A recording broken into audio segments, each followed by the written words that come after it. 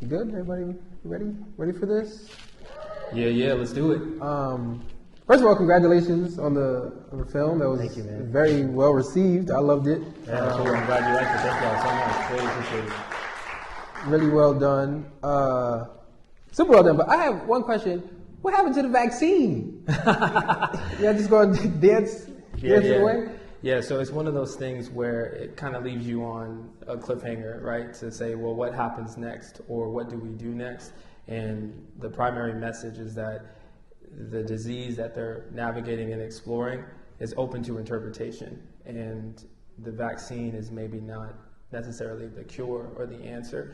And so it's kind of to leave you a little bit on a cliffhanger to say, like, what happens next? Or you could get the other way. The funding got cut in real life.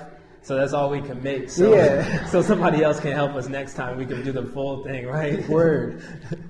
I saw your previous film, Black Joy, and I thought that was really well done as well. Thank you. Appreciate it. If you haven't seen that, check that out. It's on YouTube.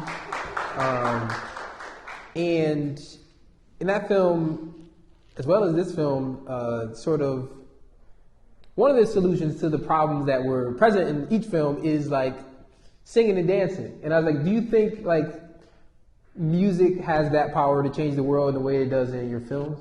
Yeah, absolutely. I feel like music is always called a universal language. So I think it's a gateway and pathway to portals to the soul. And so our souls get shaped by music so often, right? That's how we learn our ABCs and different things of that nature. So I think the world is comprised of people, and the only way you can really change people is to get to the heart and to the soul. And I think music is one of those tools, and I think it's a primary tool, which is why we incorporate it into the films, into the story, because it can penetrate sometimes even the most resistant person or the most resistant heart. One of the themes, and this is just maybe this is my interpretation, I could be completely wrong, but it's an interpretation, so it works. Was like, I felt like sort of the disease was like apathy, right? And like, and in the moment when you and who's your co-star's name? Mariah Jackson. Let's give it up for Mariah. Give it up for Mariah. When you guys like started to like pour yourselves out musically, like it was sort of like breaking through the apathy, because you could have just like, you guys could have decided that, okay, we don't have any funding, and that's that, you know what I mean? Done. But you sort of like persevered through like that passion, and I feel like that is maybe that was a disease all along. Right. You know what I mean? What do you think about that? Yeah, for sure. I think that hopefully when people watch it, they'll see that there's little messages that kind of go throughout when they're at the point of mixing together to make the formula. You see fear, hate, division pop up. I think that those are a lot of the diseases of the human soul, right? And so it is apathy, it is hatred, it is prejudice, it's fear, and ultimately it's really love that conquers. And I think that comes out through music and through collaboration and through community. So that's kind of like the goal, is to like sort of push that message, because as you said, I mean, apathy is a really dangerous emotion and a mindset to be in that can limit expression, and it can limit forward movement. How did you, the process, like your creative process for this film, like, did you have a song first and decide like you wanted to do a video for it, or did you have the idea for the video and it sort of like attach the song that you felt like resonating with the? Yeah, that's a great question. The song came first. So I released an EP in July of 2020 called For Freedom. Go get that. Go get that. Go stream it. And thank you. And a part of that process was songwriting and producing. Right, I want to give a special shout out to Jaden Williams, who scored, but he produces music with me. And then also Zach Koval, who is an engineer, producer. He played guitar on the song. He's absolutely incredible. So locked in and made these songs that were really lightning in a bottle, spur of the moment, and the moment being everything that was happening in 2020. And then my songwriting process is that as I'm hearing the songs and writing them, I see visuals for them. But on a practical end, the funding ain't always right. So you can't do the videos right away. But it was sitting on a couple of concepts. And so the song came first, and then I'm really big on representation, right? But putting myself, conscious of my identity as a black man, in different characters that could really tease out the imagination of possibility as to like who we are and how multidimensional we are, right? So Black Joy was a teacher, and then did another film called Nightmare, which had a few different characters in there. But then this one is a doctor, a researcher, right, of someone of importance who's working to change the world. And want to give another special shout out, but to Gary Falanga, who's cinematographer, editor. He helps really make these things come to life. And so the song was at the heart of it. And then I was like, what kind of visual can we put? And then the idea hit me, and then I couldn't stop writing and just kept pushing it. How much of the idea was just wanting to see yourself in a lab coat? Well, to be honest with you, a lab coat was a little traumatic for me because I didn't do well in science in school.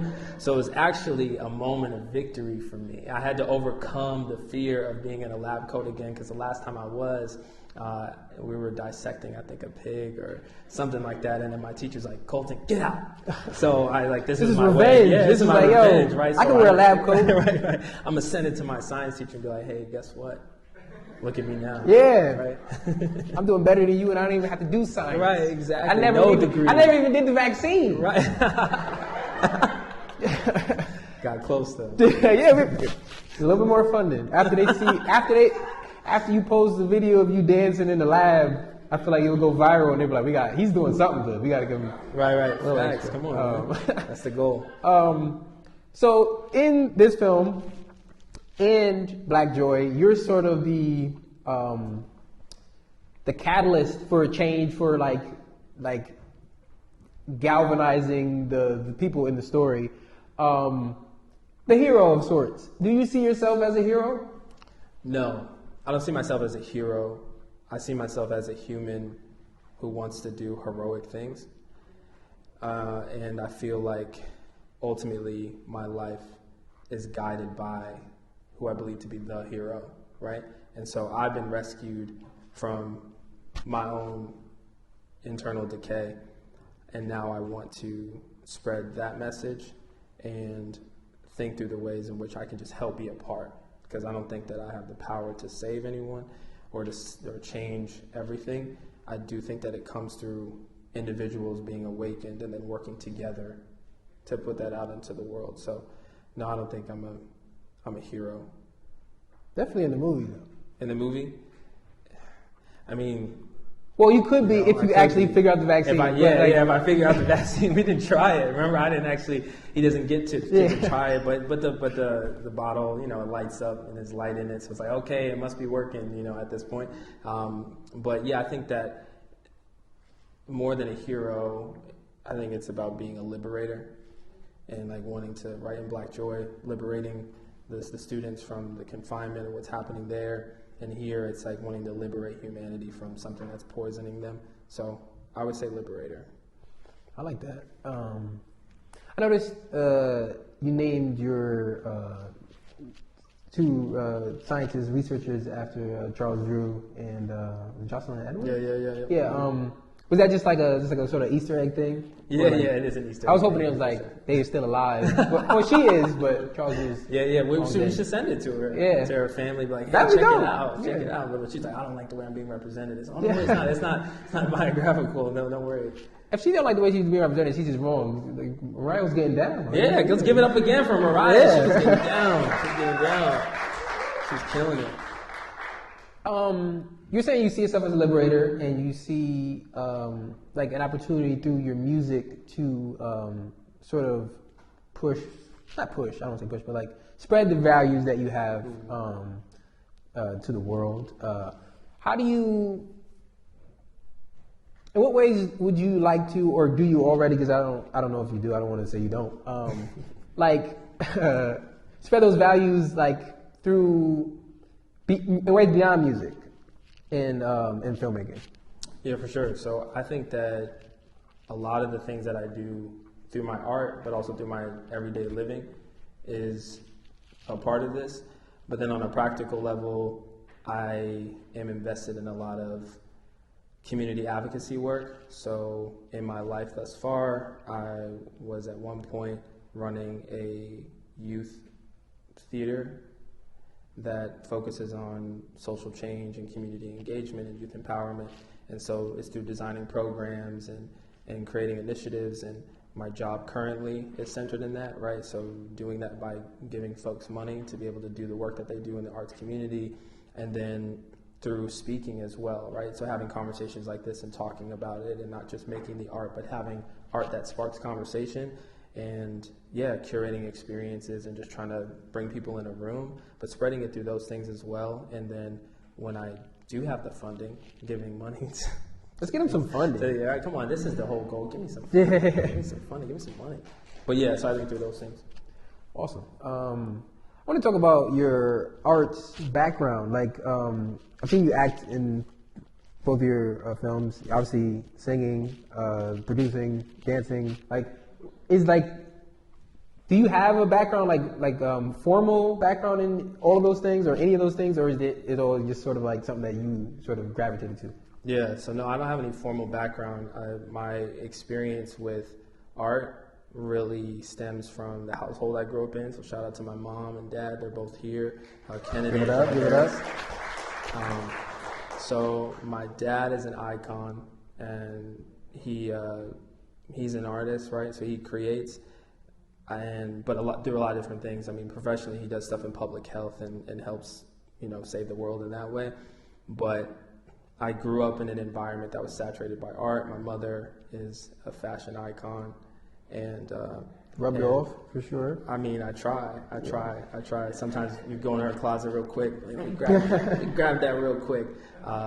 But they, I was always sort of exposed to those things, but I gravitated towards it, and they were really good about, if I was into something, they would allow me to explore it. But a lot of my true artistic engagement came through my church community, right? So my dad would write the plays for Easter and Christmas, and I was in those. I needed a trailer though, right? Because I was, it's Hollywood, man. It's like, don't play with me. It's a 10-minute skit, but I need. Yeah, just because I'm your son don't mean I don't deserve Hollywood treatment. Exactly. And then playing music, right? So that's where I was exposed to and forced to play music, right? Because there was no drummer. I had to be the drummer. And then I learned it. And then over time, as I started going through school, I just started exploring creative outlets and avenues, but a lot of it's stuff like extracurricular. I was in like jazz band and band in school, but none of my stuff was like formal training, but it's just things that I gravitated towards, and I'm an only child, so spending a lot of time by myself, I would just invest myself and study and research and try things and try to explore them. But it was a journey because there's a lot of things that I do now that I didn't really have the confidence to do because I was rejected in certain spaces of like, oh, you're not legit. Right? In theater spaces that for a while I wasn't legit. I wasn't legit as a musician in some circles and spaces of where I wanted to really connect with folks. And even as like, it's really more recently that I'm like, oh yeah, I dance, right? I was class dancer in 8th grade, but that was because I would just get up in the middle of class and just start dancing and doing weird stuff. But, no one ever considered me like, oh, Kolton, he's a dancer, right? And even now I'm like, all right, I need to just continue to sharpen my instrument. But it comes from a mentality that like all of these things are in me. I just need to nurture them and just focus on getting better. Are you fueled by like the sort of like people, whether it's outside people or yourself, like delegitimizing your talents in whatever art, or is it sort of just totally internal and like you don't care, like? Yeah. If somebody say they don't care, they lying. But I just want to see what nice. Yeah, I'm glad you brought that up. Honestly, I think I can use it as fuel sometime, but honestly, it hurts and it had hurt, right? So I think it delayed me in certain moments because the sting of rejection and feeling excluded or people making comments, right? I have to guard myself from that now because even like when people watch this stuff, if somebody makes a joke or a comment about something, I like become self-conscious about it. I'm like, oh man, maybe I shouldn't do that, or I'm not as good as I thought, or whatever. So I've had to find different kind of fuel to really charge me up. But there is a little bit of a drive in me that comes from people, doubting and not so much doubting, but like not knowing, right? Because I think that as human beings, we often underestimate one another, and so I haven't arrived, nor will I ever, right? But no one necessarily knows me or knows what I can do, but I know what work I'm putting in, and I know what things have been gifted to me to steward. And so I think that drives me more than people, because if people are my outside motivator, they go away at some point, right? Even I was joking about my science teacher. I haven't talked to her in years, right? So what if I drove myself to become a scientist, to do all these things to prove her wrong? Okay, like at some point it's like people go away, or people talk and have an opinion and then they change. Even the bullies in middle school, right? Had a confrontation with one time. He didn't even remember any things that he says. I was like built up the energy. I was like, all right, man, we need to talk about what happened. And he's like, what? Yeah, bro, I don't remember that. So I try not to use people as a motivator. Yeah, I think that's very common, because you ever hear rappers where they'll say they told me I wouldn't be nothing in school. Did they say that, or did you just did you hear that? Yeah, right. But also it could have happened, right, as well. And I think it's a common thing that sometimes the things that people say or do that affect us or hurt us, they don't remember it because it wasn't as big a moment for them. You know what I mean? Yeah. I don't know where I was going with that, but I just want to talk about rappers be saying that, because that is annoying. Yeah. We just got to put it out there. So if you're lying about it, stop. Yeah, you had great supportive teachers. Yeah, but I do think though that the way that people do motivate me is I'm motivated to give to people, right? So that's more fueling to me of oh, I have this thing, or I have this idea, or I can give people a moment or an experience or escapism or something to stimulate their imagination. I have these things, I can share them with people. That motivates me more in terms of people being a driver. I like entertaining people or giving them things, and also creative opportunities, right? Because I think that's really scarce right now. There's a lot of people who want to do things, but they don't have any outlets or spaces. So I'm like, you know what? Let me build things that require other people, and then try to put everybody on. What would you, if you could, you say you were you ran a youth theater in the past. Would you like to do more of that in the future? If you had the funding. Funding is the key word we should put at the bottom. Yeah. Hashtag. The word of the night is funding. Funding. What sort of ventures in that other sort of ventures would you like to explore? Yeah, for sure. I think one of my goals is I do want to be a philanthropist, right? Funding. Now he'll be doing the funding. Yeah, I would be doing the funding. Right, exactly. Yeah, clap it up. Clap it up for the money. It's coming. But no, I think, I believe so much in intergenerational work, which is why, in Black Joy, a lot of those kids were students from the program that I was running. In the next film, Nightmare, I had 2 who were students, and others that were mentees from, educational institutions. So I just feel like the way that I want to do that, though, is the bigger these get, the more we get a chance to do films, just empowering young voices to be a part of the process creatively as well as practically, right? To eventually create jobs and things like that. But I want to be able to give money to help fund people and fund institutional spaces so that students can have access, or young people can have access to learn. Because I've always had these inclinations, but I didn't study film in college. I didn't study dance or music or any of these things, but I clearly had a knack or a sensibility for it. So we need to have spaces that you can explore and be a little bit more creative. So I think about that a lot.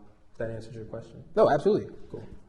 You were talking about making it intergenerational. I feel the way to make it full circle, because if you had your students in Black Joy and Nightmare, you got to have your science teacher. You got to make a sequel to this, and they have the science teacher. Cure part 2. All right, I'm gonna hit her up. Ironically, she stopped teaching, but she didn't retire. She was just nah, I'm done. And she went and did something else. Now she's acting. Right, now she's acting. Perfect. Right now, I got a job for you. Is that a sweater or a jacket? Where did you get it? I love it. This isn't from my mother's closet. This one isn't. No, this is a kimono from Japan. Are you went to Japan and got it? I left it hanging just so that you would have a moment. Yeah. Be like, you went to Japan? It's like, nah, I didn't go to Japan. I got it online.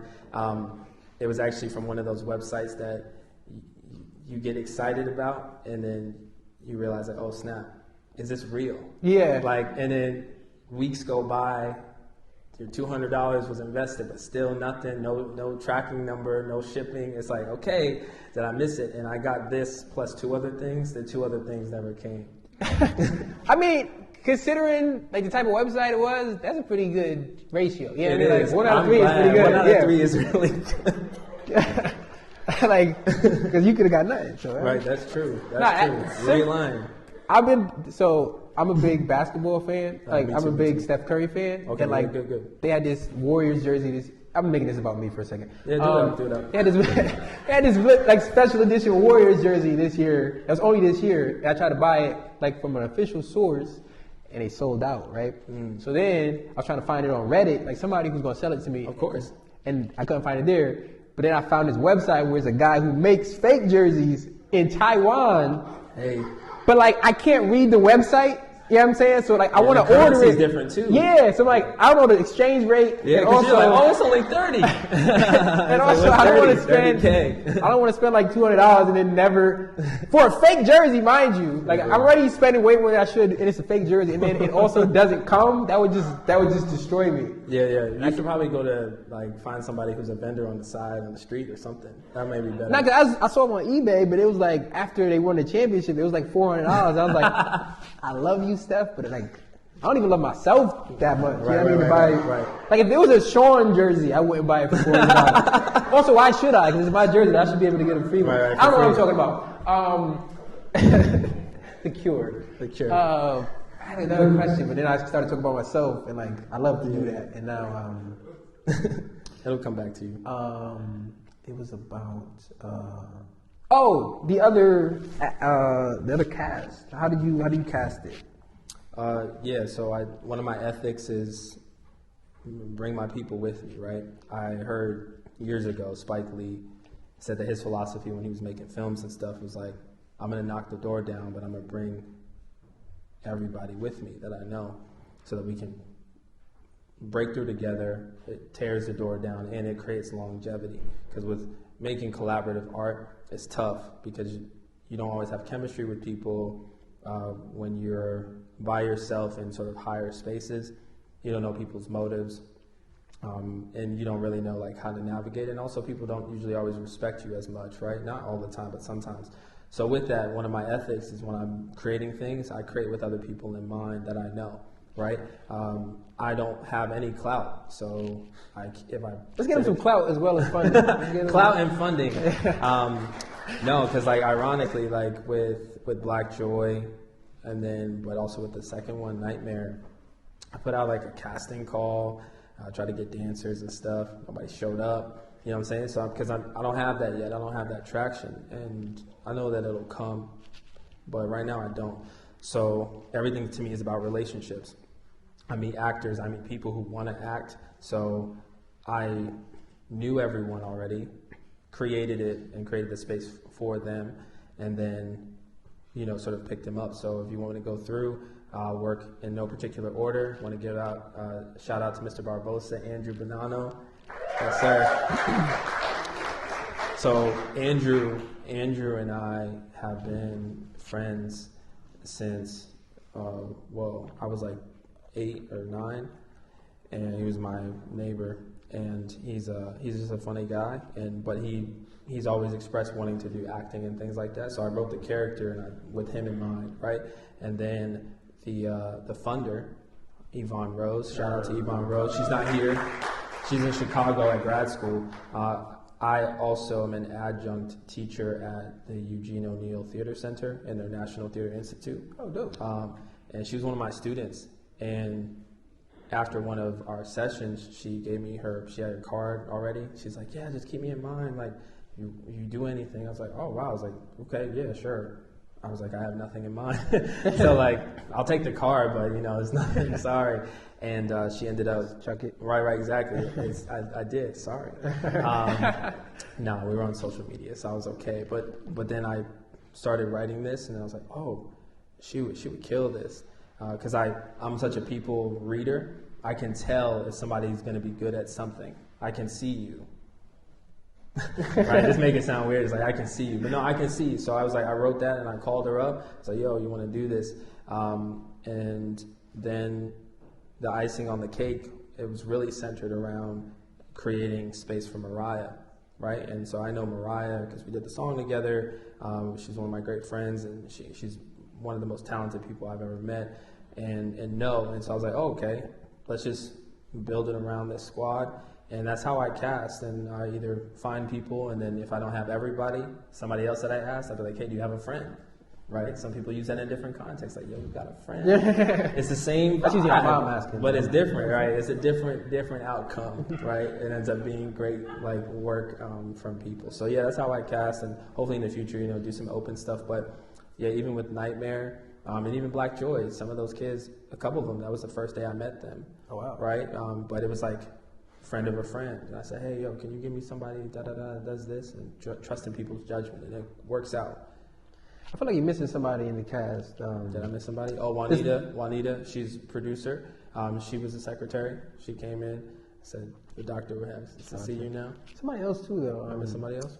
The syringe. Give it up for the syringe. Oh, yeah, the syringe. Yeah, for sure. The syringe. That I feel like I've seen that syringe in something else before. I don't know where. Facts. But I feel like, yeah, so that was probably the toughest part, because that syringe has been in a couple different films actually, and it took a lot of work to get it to cooperate.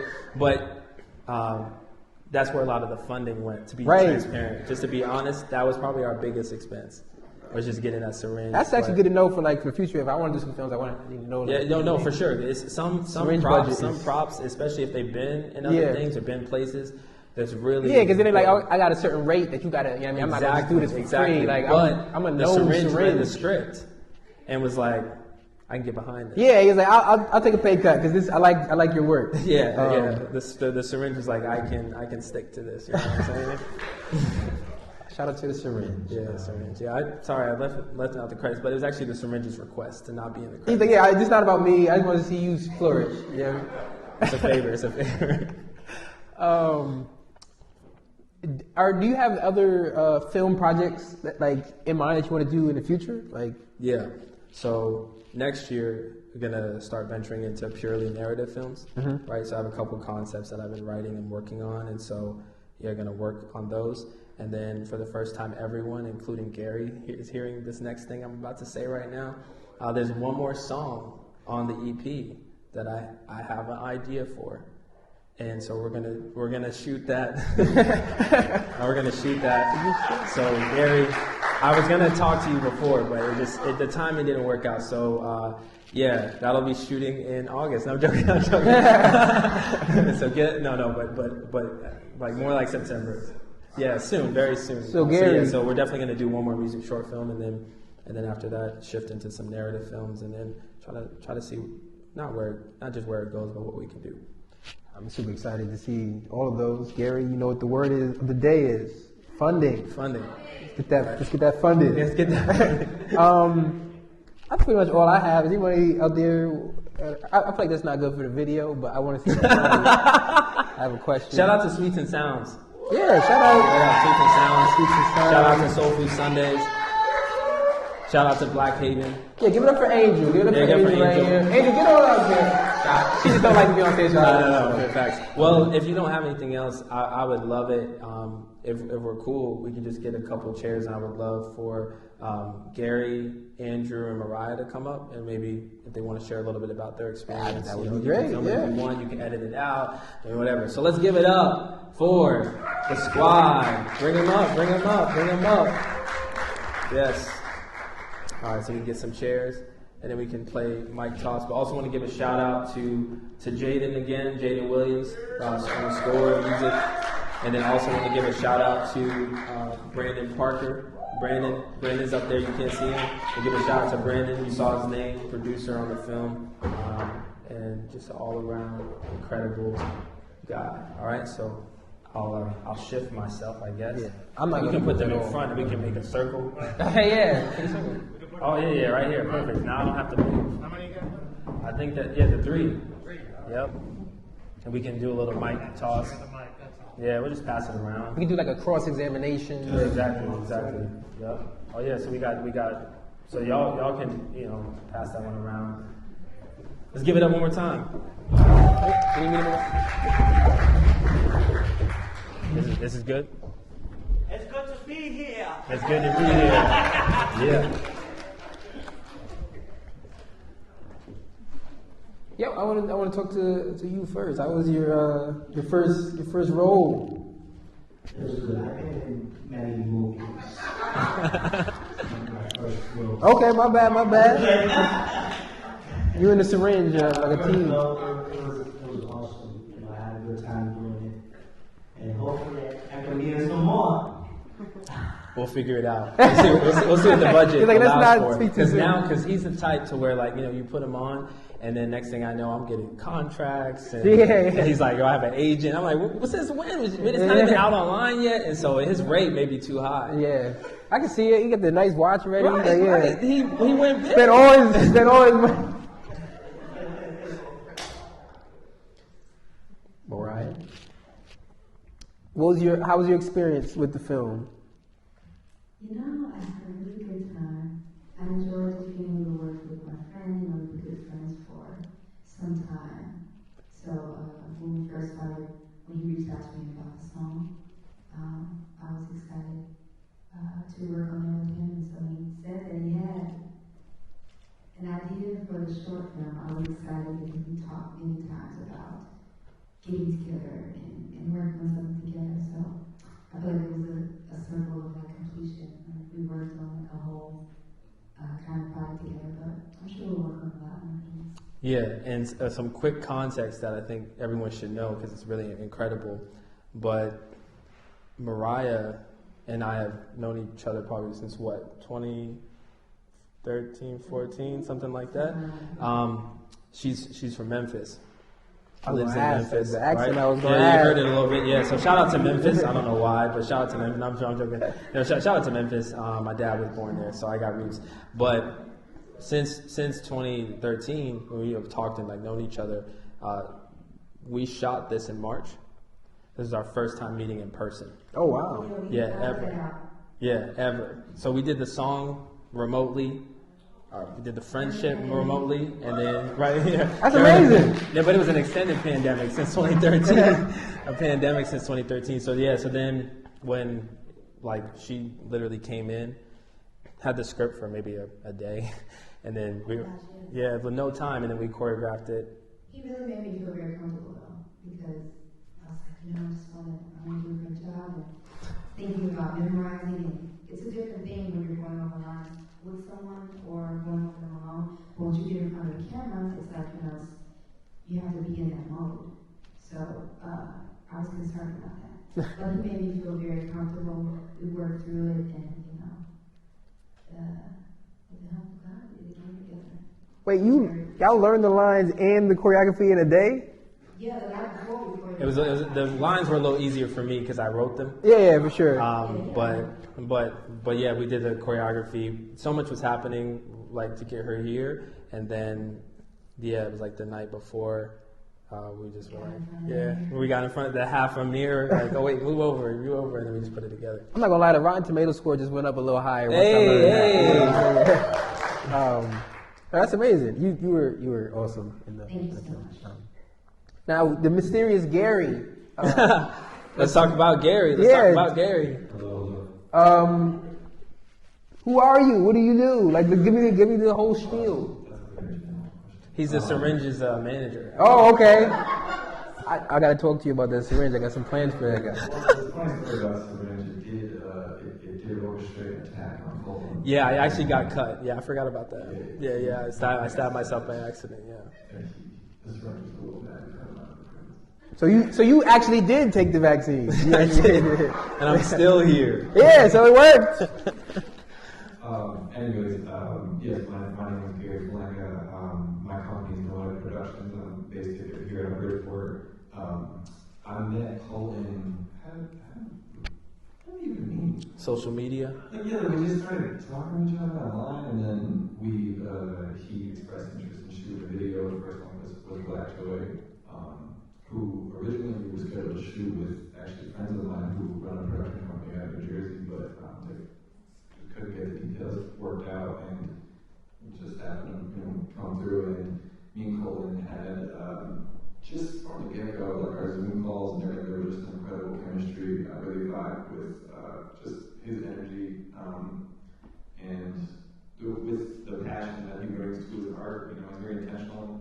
So, as someone who tells stories, myself, it was really a blessing, and also just an honor and privilege to be able to tell, the beautiful stories that he crafts. So it's a lot of fun for me to do. So ever since that, we did Black Joy, we did Nightmare, and it feels awesome to have it kind of come like the trilogy. Well, apparently it's going to be a quadrilogy. Which is a surprise. Yeah, surprise. Real-time reaction. You can say no, but Can you though? right. I just not that I want to. Why would you want to exactly? Honestly, I'm incredibly impressed with the way that Kolton runs his entire, business, but business. His operation. The way he runs his life, carries himself, it extends into the work that we do and the way that the sets are run. And things don't always go to plan, obviously, but he brings a lot of intentionality, and also like a certain amount of discipline to the set. He takes what he does very seriously, and it's a privilege to be able to work on. I'm super excited to work on. Man, grateful for you. What song is it? Together we will win. Yeah. Any lab coats in that one? No lab Okay. coats. But we're gonna need a nice car. Brandon and I have been working on that. I don't want to give. Should we give Sweets and Sounds an exclusive? I think so. As a representative of Sweets and Sounds, I would like that. So one genre, because a part of these projects as well, right? It's about the art, it's about the messages, it's about the people, right? And making our dreams a reality now. But it's also about, they're not just passion projects, they're not just portfolio builders, they're actually they're weightlifting. It's the way that I look at these, right? Because we want to do this seriously, we want to do it at the high level, you got to keep doing it, right? And I also never want to be categorized or limited. So I'm like, okay, I'm going to do a bunch of different things so that no one can say, oh, this is what you do. So the characters and the sort of the imagery. So my dear father, loves James Bond. And I do too. It's one of the things that we bond over. Ooh, this guy's good. This guy's good. So recently, as I was listening to the song again, trying to come up with an idea, him and I were in my room and was watching James Bond. I was like, you know what? Spy, and then but add a little twist to it, because I feel like we don't have enough folks who look like us in that kind of role, and being spied like in that position. And so I'm really excited about the concept. So we'll talk this week, this upcoming week. Yeah. So it's time to go in the realm of James Bond, Mission Impossible, a little bit of Blade Runner, and have some fun. So we're gonna have fun. Gonna have some fun. But we need fun. Funding, the word of the day. This is amazing. Yeah, he is actually. I already have a role. I have a role for him. I want to try to get my mother in it too, but I don't think she's gonna do it. Well, you just put her on the spot, and maybe she will. No, she's not someone that you want to put. My Get her up mother here. does not like surprises. Can I have a watch? Can I have a nice watch? No, don't. No. Listen. We'll talk later. Don't use that to tell time, though. That'll get you messed up. You'll be like, I thought my meeting wasn't started. You know what I mean? No, for sure. I think that's it for me. Cool. I'm good. You guys good? Everybody happy? Y'all happy? I have one more question about your production company. When did you start getting into like video production, or what else do you do? Yeah, that's a good question. So I've only actually been doing this for about 2 years, and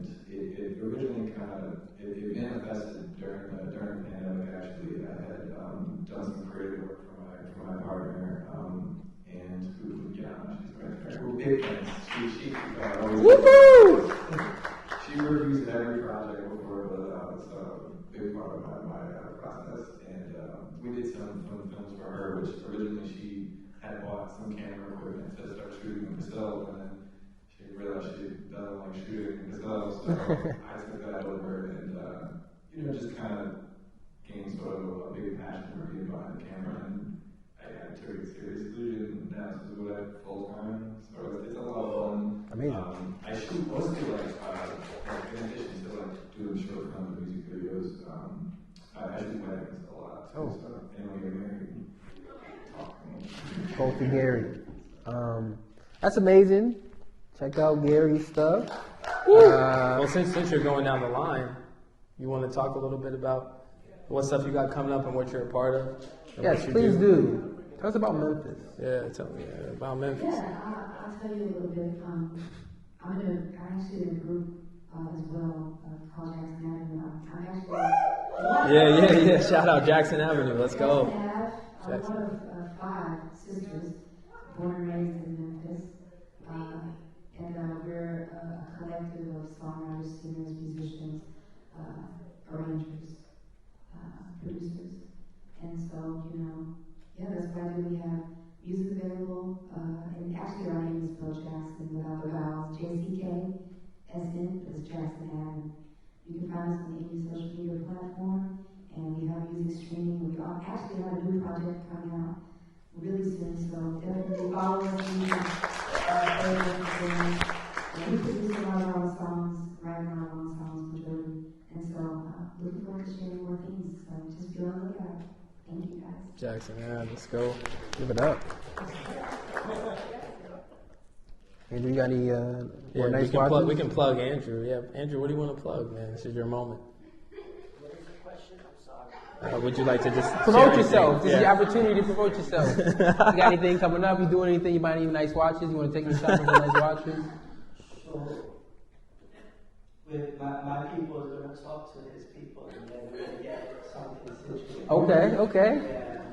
No, but it was fun doing it. I just thank God, and I thank Kolton for the opportunity to bring me on. We're going to try to get to the bag. Absolutely. We're going to definitely get to the bag, and we're going to get something to happen. Yeah. We gotta get to the back. Come make it happen.